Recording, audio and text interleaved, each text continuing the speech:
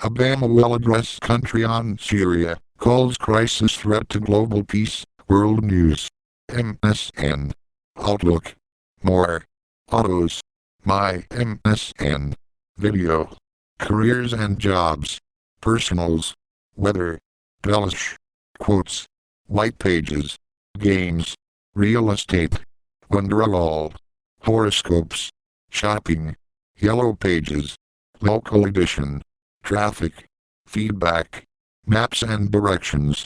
Travel. Full MSN index. Ding. News.com.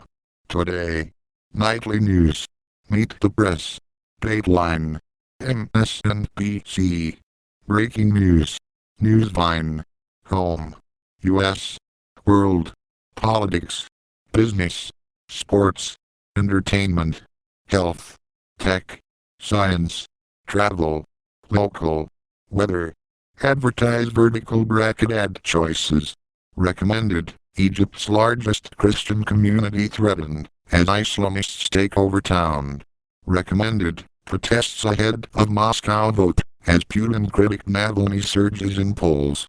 Recommended. Obama will address country on Syria, calls crisis threat to global peace. Recommended. Last remaining witness to Hitler's final hours dies aged 96. Header point top underscore header left curly bracket background image URL http://cd.lib.newsvine.com/chrome/world news franchise/images/header point jpg equals 10,462 right curly bracket. First for breaking news and analysis, compelling world news stories from NBC News journalists. Follow us on Twitter and Facebook. About this blog archives. Email updates follow on Twitter subscribe to RSS. 644 comments. Print. Updated.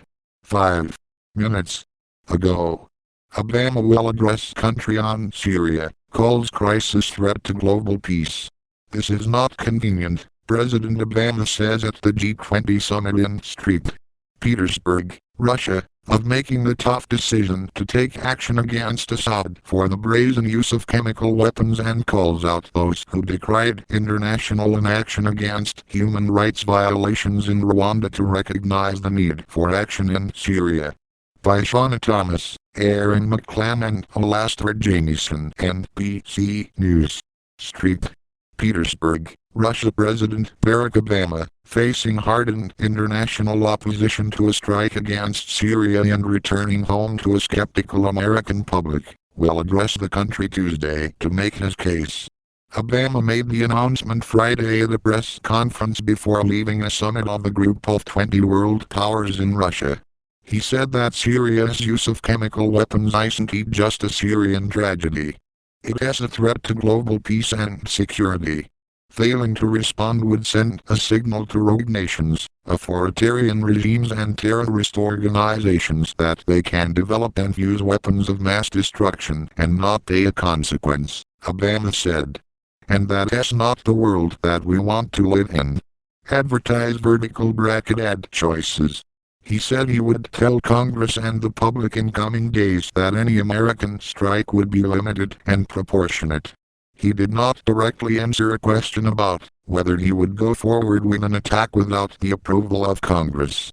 Military officials told NBC News that the White House asked the Pentagon for an expanded list of potential targets in Syria, and one senior official warned that it could represent mission creep. Asked about the report in St.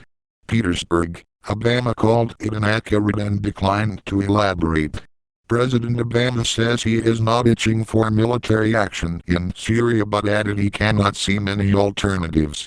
The G20 gathering was meant to focus on economic matters but overshadowed by the crisis in Syria.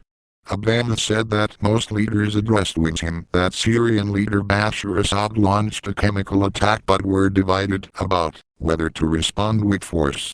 At a tense, 4-hour working dinner Thursday night, Obama underlined the need to uphold the international ban in chemical weapons. The United States says Assad, more than 2 years into a civil war,